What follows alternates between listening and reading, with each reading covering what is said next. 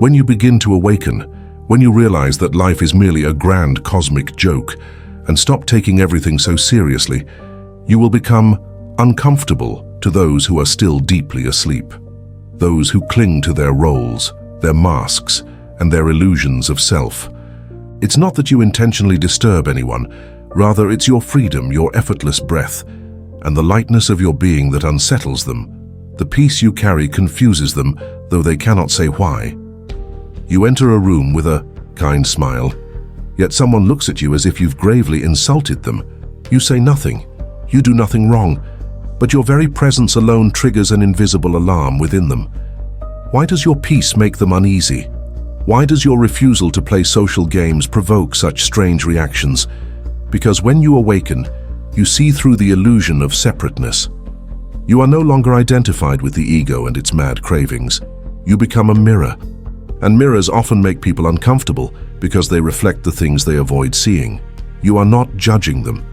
It's simply that your new way of being confuses their ego. So let's explore the 5 ways other people's egos react to your awakening.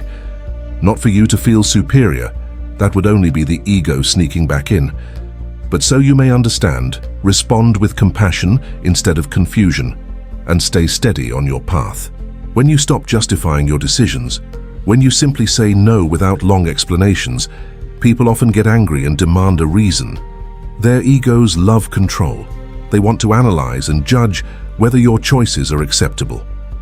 If you refuse to offer your life up for their examination, they feel offended as if you're being arrogant or unfair. But the truth is, you owe no one an explanation for your peace or your way of living. You don't need permission to exist. Before, while you were still asleep, you might have spent endless energy trying to make others understand you, trying to prove that you were living right. Now you see that game for what it is, useless, because no explanation will ever satisfy the ego's thirst for control. The result? They become irritated, accusing you of arrogance, distance, or coldness. But you haven't changed in a negative way. You've simply stopped acting in their play. And the beauty is, you don't need to argue or defend your refusal. Just smile and keep walking your path, like a river flowing past a rock. The rock may complain, but the river still flows. Something interesting happens when people realize that you've found a peace or clarity they haven't. They can't help but test you. When you say you're not bothered by something, they deliberately poke at you to see if you really aren't. They tease, provoke, and throw little challenges your way just to get a reaction. Why? Because the ego in them wants to prove you're pretending. It wants to reveal that behind your calm exterior, you're still anxious, reactive, and stuck like them. If they can make you angry or upset, they can dismiss your peace and comfortably return to sleep. You might notice co-workers suddenly criticizing everything you do, family members bringing up old conflicts, or friends claiming you've changed, that you're no longer fun or too serious now. If you react, their ego wins and says, "See, I knew it, you're fake." But if you remain calm, their frustration grows because they can't disprove your authenticity. They are then forced to face the possibility that what you have is real. So what should you do? Let them test you, not to prove yourself, but because you are truly unshaken. You've seen through the dream, and their provocations are just the voice of fear, their ego defending itself against change. When you step away from the social drama spiral, no longer gossiping, complaining, or playing alliance and betrayal games, you suddenly become the center of rumors. People start creating stories about you, that you're arrogant, strange, detached, too spiritual, or unrealistic.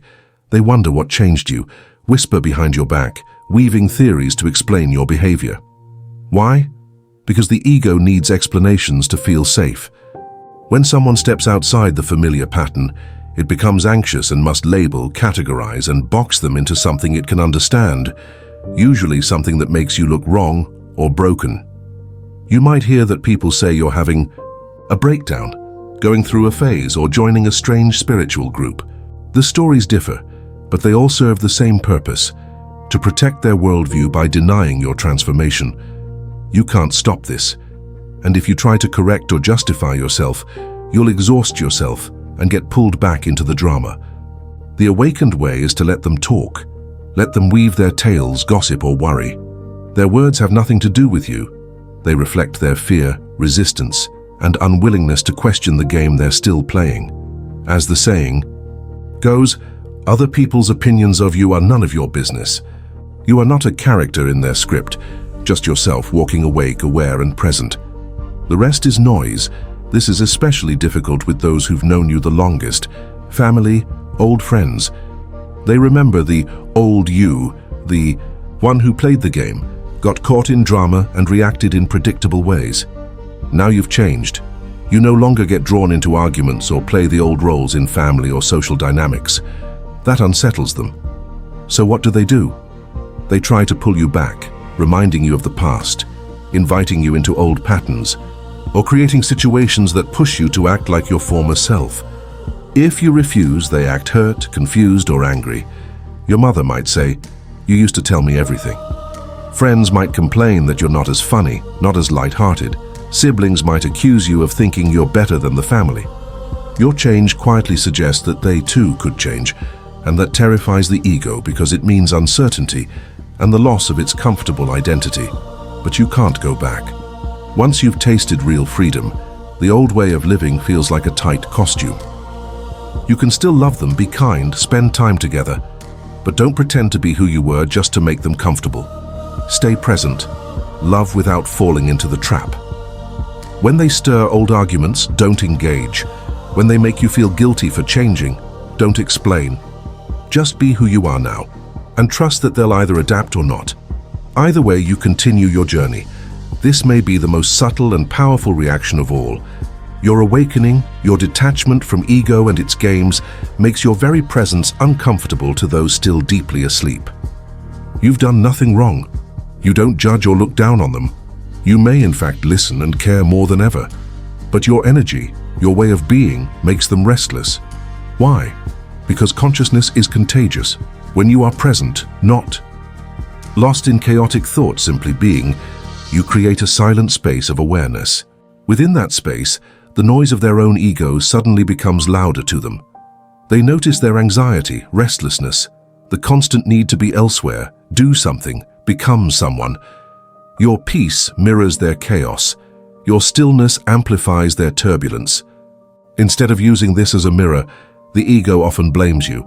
You're too serious, too calm, too quiet, and something must be wrong with you if you're not anxious like us.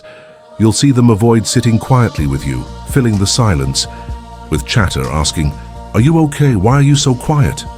They interpret your presence as judgment, but it's only their own discomfort projected onto stillness. Here lies the beautiful paradox. The very thing that makes them uneasy, your awakened presence, is what they need most. Your stillness invites their stillness. Your peace reveals the possibility of peace. Your freedom shows that freedom is possible.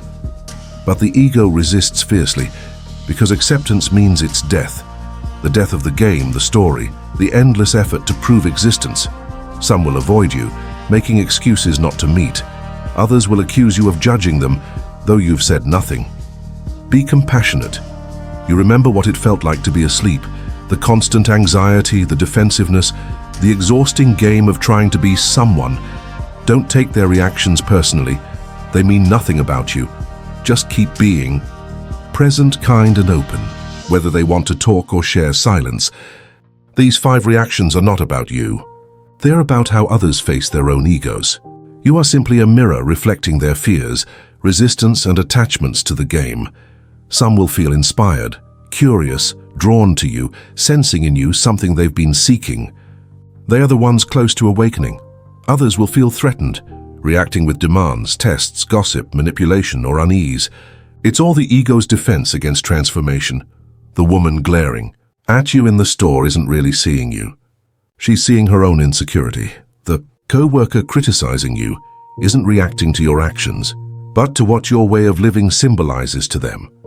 The family member accusing you of arrogance isn't speaking about you, but about their own discomfort.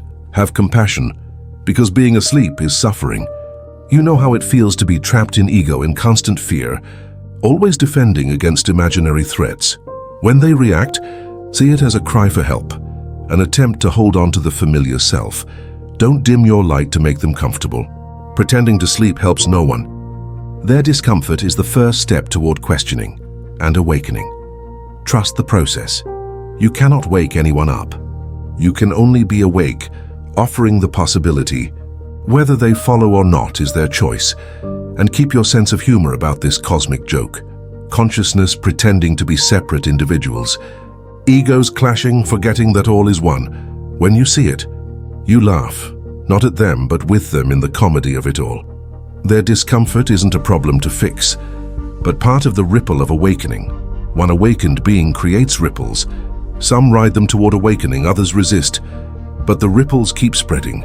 Here's the final secret. The less you care about their reactions, the stronger your presence becomes.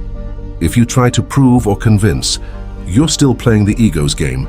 But when you simply are, calm, awake, without agenda, without needing approval, that's the real magic. The ego cannot withstand that simplicity. Its stories, its effort, its specialness begin to dissolve. Let them react, demand, test, gossip, manipulate, feel uneasy. It's all part of the dance, the play. You just remain, awake, free, flowing like water past stone, wind through trees, light through darkness. No forcing, no resistance, just flow, just be. And in that being, you deliver the most powerful teaching of all. Silent, wordless, yet piercing through every ego, revealing the naked emperor. The game is only a game, and beneath every mask, every story, only presence, awareness, being, and that, my friends, is the miracle.